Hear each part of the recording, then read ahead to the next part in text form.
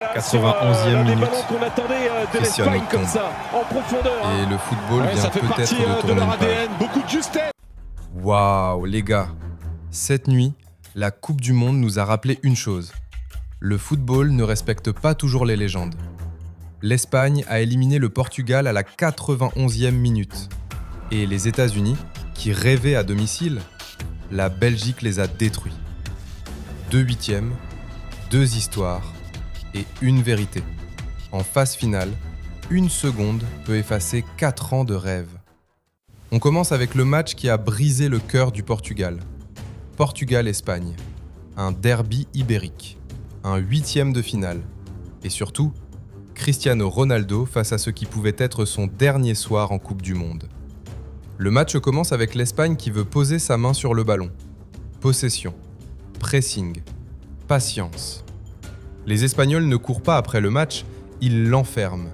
Et très vite, Oyarzabal a une occasion énorme. Mais il manque le cadre. Premier avertissement. Et là, Diogo Costa comprend que sa soirée va être longue. Côté Portugal, il y a Cristiano. Et chaque ballon vers Cristiano n'est pas juste un ballon. C'est un souvenir. C'est une époque. C'est une foule qui attend une dernière étincelle. Ronaldo frappe. Unai Simon arrête. Pas de miracle. Pas encore. Puis Nuno Mendes tente, sa frappe est déviée et la barre tremble. Et là, tu sens que le Portugal est vivant. Pas dominant, pas flamboyant, mais vivant. Parce qu'en Coupe du Monde, parfois, survivre pendant 90 minutes, c'est déjà une forme de domination. Mais en deuxième période, le match change. L'Espagne reprend le contrôle. Le Portugal recule. Cristiano se retrouve isolé. Et le temps commence à faire mal. Plus les minutes passent, plus tu te dis « il reste peut-être un dernier ballon, un centre, une tête, un dernier cri de Cristiano ». Mais non. 91e minute, coup franc pour l'Espagne. Tout le monde pense que ça va ralentir. Mais Merino joue vite. Ferran Torres reçoit.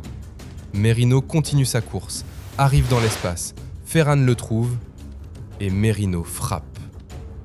1-0 Espagne. Le Portugal est glacé. Cristiano est glacé. Et ce but-là, ce n'est pas seulement un but, c'est une porte qui se ferme. À la 97e, Bernardo Silva a encore une tête, encore un frisson. Mais ça passe au-dessus. Et là, c'est fini. Portugal 0, Espagne 1.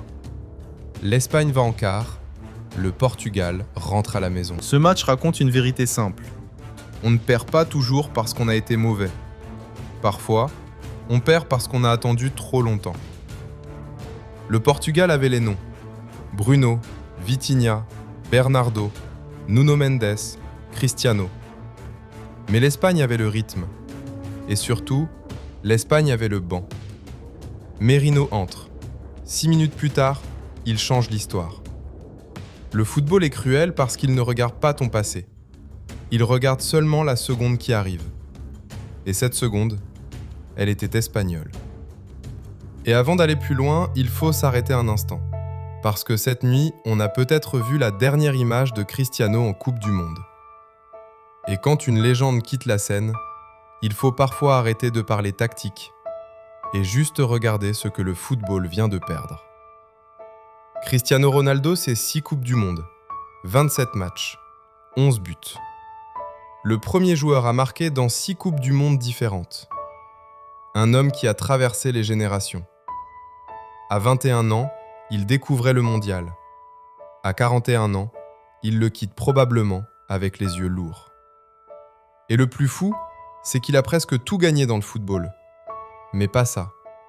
Pas la Coupe du Monde. C'est peut-être ça, la beauté cruelle du foot. Tu peux marquer ton époque. Tu peux battre les records. Tu peux devenir immortel. Et malgré tout, le ballon peut encore te refuser ton dernier rêve. Cristiano sort à la 91e minute. Pas avec un dernier but. Pas avec un dernier « sou », mais avec ce silence. Ce silence que seuls les grands joueurs laissent derrière eux. Et franchement, qu'on l'aime ou pas, ça fait quelque chose. Parce que ce n'est pas juste Cristiano qui tombe, c'est une partie de notre enfance foot qui quitte la Coupe du Monde avec lui. Et maintenant, changement total d'ambiance. USA, Belgique. Là, on ne parle pas d'un petit accident, on parle d'une claque. Les États-Unis jouaient à domicile. Seattle poussait. Le public croyait au rêve. Et avec Balogun finalement disponible malgré la polémique, beaucoup pensaient que les USA pouvaient faire tomber la Belgique. Mais les Diables Rouges ont répondu avec une froideur terrible. Avant même le coup d'envoi, il y avait déjà une histoire. Balogun pouvait jouer, sa suspension avait été levée. Les USA récupéraient une arme. Mais une fois le match lancé, la polémique s'efface et le terrain parle. 9e minute, De Ketelaere surgit. But. 1-0 Belgique. Et là, tu sens le stade se calmer. Comme si quelqu'un avait baissé le volume de Seattle. Mais les USA répondent. 31e minute, coup franc. Malik Tillman frappe, le ballon est dévié, le gardien est pris. But. 1 partout. Le stade explose. Pendant quelques secondes, tu crois que le rêve américain revient. Mais le football, quand il veut être cruel, ne te laisse même pas le temps d'y croire. 1 minute après.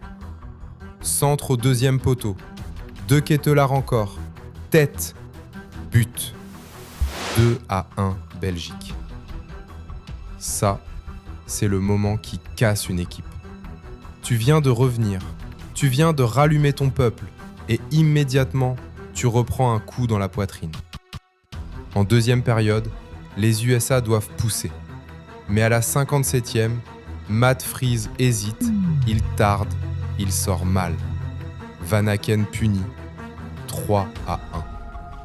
À ce niveau, les erreurs ne sont pas des détails, ce sont des invitations. Et la Belgique n'a pas besoin qu'on l'invite 2 fois. Puis en fin de match, Lukaku entre. Et Lukaku fait ce que Lukaku fait.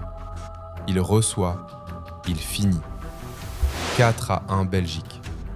Score final, USA 1, Belgique 4. Le pays hôte est dehors. Canada dehors. Mexique dehors.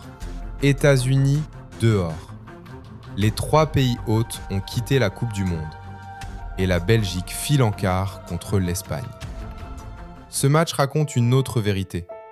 L'émotion peut te porter, mais elle ne peut pas défendre à ta place. Les USA avaient le bruit, la Belgique avait le sang-froid. De Ketelaere a été énorme, Van Aken a puni, Lukaku a fermé le match. Et maintenant, Espagne-Belgique en quart. L'Espagne veut contrôler, la Belgique veut punir. Un vrai match d'échecs avec des crampons. Alors dites-moi en commentaire, quelle image de Cristiano en Coupe du Monde vous restera pour toujours? Et la Belgique, peut-elle sortir l'Espagne? Abonnez-vous à Footcast Recap pour vivre le mondial avec passion, émotion et analyse. Parce que le football, ce n'est pas seulement des buts. C'est le seul endroit où une seconde peut devenir une éternité. On se retrouve très vite.